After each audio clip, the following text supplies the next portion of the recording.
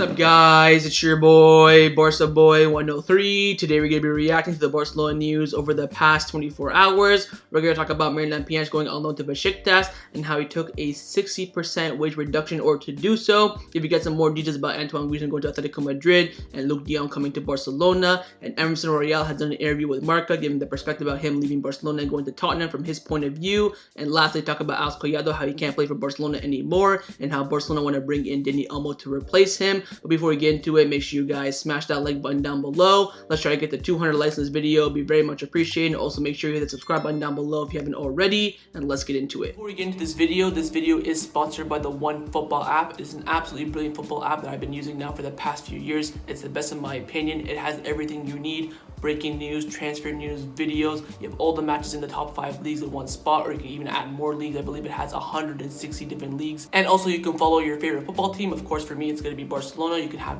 predictions. It tells you the next games. You have news about it as well. You have a nice little place where you can see all the tables for Champions League, Copa del Rey, Super Cup, La Liga. You can have the squad list as well. You can see all the first team players of Barcelona and some of the Barcelona B players as well. Nice little spot for transfers as well for everything that's linked to just Barcelona. And during the match, there is live voting of the man of the match. But what I love about this app the most is when we score, it tells you who assists, it tells you if it's a penalty or an own goal. Some apps don't do that. It's absolutely brilliant. Of course, it has full-time stats as well, offside, possession. It also has news on La Liga, transfers on La Liga, and stats as well, top scorer, assists, red cards, yellow cards. This is by far the best football app out there, and the best part is it's free. So top link in the description down below. Give it a go. You won't be disappointed. Let's start off with the biggest news over the past 24 hours, and that is that Miralem Pjanic has joined Besiktas on a season-long loan deal. Now, in Barcelona's official statement about him leaving, all they said was he's going on loan for a season. That's it. Nothing about the salary or what they're paying, loan fee, buy option, nothing. All they said is that he's going to be going on a simple loan for 1 season. But of course, reports have been coming out about the details about his deal. Coming in from Mateo Morito from Sky Sports, he's come out saying that Miralem Pjanic has lowered his salary by 60%.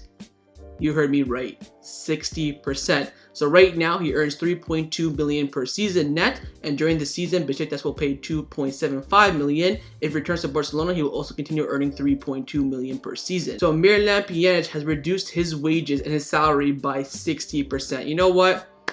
Get those clapping emojis in the chat. We have to give this man a round of applause. He is the one with the biggest cut in the whole entire Barcelona. Even Leo Messi only took 50%. I think that was like the maximum though. Maybe he would have taken more. But Miralem Pjanic, 60% wage reduction in order to go to Besiktas on loan. With the club, freezing him out, Ronald not trusting him, he still come out and help the club. So again, get those clapping emojis for Pjanic in the chat. You have to give him respect. We all knew that he wanted to leave, of course, but he didn't want cause trouble. It wasn't like Titi, I want my full money whatsoever. He of course did not accept the letter of freedom because of course he wants some of that money, but he didn't want majority of it. He didn't want to cause any problems. 60%, that's something that's unbelievable for Miralem Pjanic. Of course, only had 1 season. He's reduced his wages more than Busquets, Jordi Alba, Roberto as well. He's done very, very well. And for me, he has earned my respect. And that means, by the way, that Barcelona are barely paying anything to Miralem Pjanic. This low move benefits us a lot, and of course benefits him as well. So again, clapping emojis in the chat for Miralem Pjanic. Did an absolutely fantastic gesture to help the club out in the financial situation that we're in. Now, another player who took a salary reduction in order to leave Barcelona during the summer transfer window is Antoine Griezmann, going to Atletico Madrid. Of course,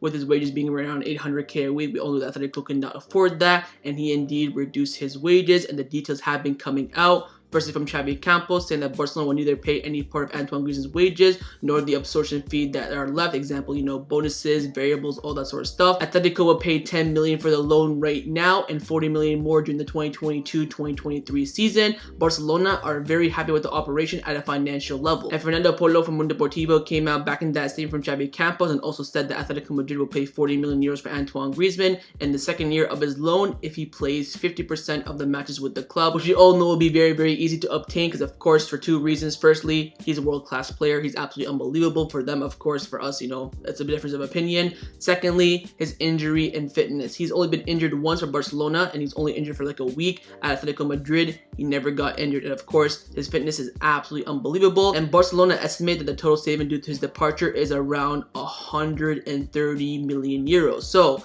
with the fees coming in, saving on his wages, the variables, the bonuses, all that sort of stuff, we are saving 130 million euros by letting go Antoine Griezmann.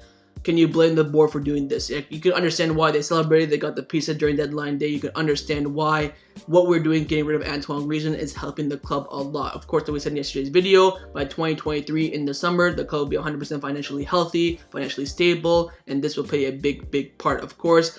Is he worth that money? No. Is he worth some money? Antoine Griezmann, yes, he is a world-class, fantastic player, but we were overpaying him 100%. So overall, Barcelona board are very happy with this deal. I think us culés now can, understand why Barcelona have done this, and of course now Antoine Griezmann will be happier, of course, going back to his former club and Atletico Madrid. Now, of course, on deadline day, Barcelona also signed a new striker to replace Antoine Griezmann, and that is Luuk de Jong, and we do have some details about his loan move coming in from Goal. They came out saying the conditions of Luuk de Jong's loan move to Barcelona will cover 100% of his wages. Now, of course, in that statement where Barcelona announced the loan move, they said that, but there are reports coming out saying that, Sevilla will pay a little bit of his wages. We don't know for sure. We do know we're going to be paying majority of it, and Barcelona have agreed to pay 500,000 euros to Sevilla if collective objectives or titles are won, and there will be no player performance bonuses. For every title Barcelona win this season, Barcelona have to pay Sevilla 500,000 euros, and there won't be any extra fees for goals, assists, games played, all that sort of stuff. Even if Barcelona's statement mentions a free purchase option, Sevilla and Barcelona have communicated to negotiate on a price if Barcelona want to trigger that clause, and Sevilla will be satisfied with an offer of around 3 million euros. Now, of course, in that statement, Barcelona said they have a free purchase option, but it looks like we're going to have to pay something, and Sevilla will be happy with 3 million euros. Of course,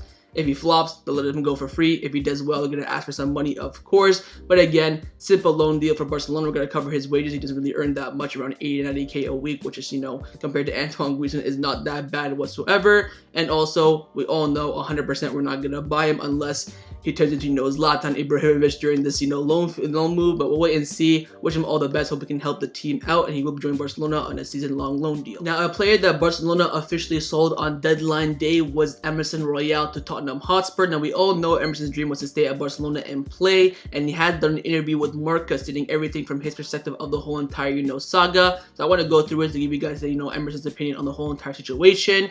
He started by saying that I thought the club wanted me to stay. I played on Sunday as a starter against Getafe. The next day, I woke up and went to training calmly. There, I already began to see a lot of things in the media coming out that Tottenham were talking with Barcelona and that the deal was almost done. I didn't understand anything about what was happening because I did not know anything. In the afternoon, the club called me to the training center at the Ciutat Esportiva because they wanted to talk to me, and there I found out that they wanted to sell me. I met the leaders of the club. They began to tell me that the club's financial situation was not good and that they were going through a difficult moment, that it was better for them to sell me. I repeat to them that my intention was to stay because I had a dream of playing here and contributing things to Barcelona. I had the ambition to play. I know that I'm a footballer with a contract and I could have said no and could have stayed, but I'm a person who wants to be happy. I don't want to stay at a club and not love it by being sad. I knew their thoughts was not for me to stay, but for me to leave, so I decided to go. I told myself that I was not going to stay here and be sad. Used is not really the word that I describe. I was hurt by the way it was done. They could have done it differently. There are better ways by fixing things. When I arrived, I was sure that Barcelona did not want to sell me, but seeing what has happened, I am clear now. When they signed me, they had the intention of selling me to make a profit. They were stunned as I was when they told me. We had been in Barcelona for a short time, barely even 40 days. We were putting in things into place. I got a home. I told everyone the truth, what had happened to me, and that my decision was to leave to go to Tottenham Hotspur. They always gave me a lot of affection with their messages when I went onto the streets in games. They told me I was going to succeed and that I would be a Barcelona fullback. In the camp now, in the first game, I felt very affection. When I went out to play, it also felt affection by the fans. Of course, it was my dream. I've always said this because it was my dream since I was a child. I want to come and feel what it's like to play for Barcelona. It was always my dream, but now I am happy because I'm totally focused on Tottenham and on the idea of succeeding there. They have a great project for me. They gave me the love that I deserve, and that's why I'm going there with great excitement. So overall, Emerson felt very played by Barcelona. He wanted to stay, of course. It was his dream to play for Barcelona, but in the end, he felt like they bought him just to make a profit on him. Overall, you can understand his perspective on everything. You come sign for a new club, presentations, interviews, all that sort of stuff, and then you're sold in 30 days. It doesn't look great on the player and the club, but in the end, like I said in the interview, the financial situation of the club is unbearable. They did what they had to do for the better of the club, and I do wish Emerson all the best at Tottenham Hotspur. Now, another player that Barcelona wanted to get rid of on deadline day was Collado, to send him out on loan in order to play football. Now, Alberto Roque has come out saying that Collado cannot take Miralem Pjanic's place in the squad. He has a contract with Barcelona. He is not a free agent, and he cannot be registered outside the window. If Collado does not leave to another club where the window is still open, open, he will not be able to play. So as of right now, Alex Collado is not registered for Barcelona whatsoever, not in La Liga, not in the Champions League, the Copa del Rey, or even the Spanish Super Cup. Now with that failed loan move, as of right now, Alberto Roca has just come out saying that Barcelona are in talks with the RFEF to register Alex Collado for La Liga, but as of right now, he's not registered, which means that he cannot play whatsoever. So he has to go out to either Turkey or Russia on loan if he wants to play.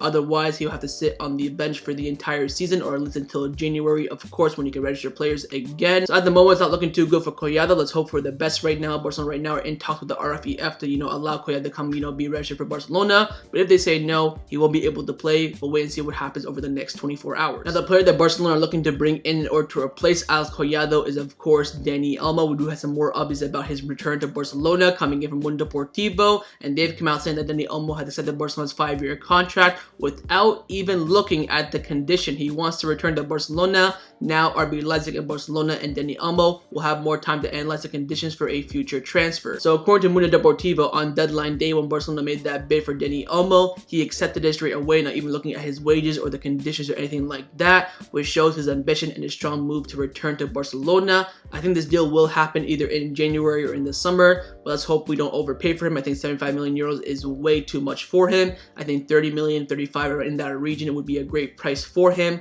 We'll wait and see. In January, there will be talks, no doubt about that. Also, maybe in the summer for sure. What we could do is get him on loan in January with, a mandatory buy option for next year. That could not be a bad idea. We'll wait and see. But Dani Olmo is on the radar for Barcelona, and Barcelona are looking for his return, and Dani Olmo does want to return as well. Now, the last topic that I want to discuss before I end off this video is give you guys some injury updates. Firstly, on Martin Braithwaite, coming in from having been Gale from AES, and he's come out saying that Martin Braithwaite joined the Danish national team with permission from Barcelona's medical team, despite of course suffering an injury against Getafe. For now, he's exercising alone at the Danish national team, and he's not yet joined the group quite yet, but the player could appear in the game against Israel on Tuesday, September the 7th. So Martin Braithwaite will get the green light for Barcelona around sometime next week, so he should be able to be ready for the game against Sevilla next weekend if that game is postponed, of course, against Bayern Munich in the Champions League next Tuesday. Well, not next Tuesday, but the following Tuesday after that. So overall, his injury won't be long term and should be back very, very soon. And the last injury update is, of course, for Ansu Fati, coming in again from having been Gale from AES,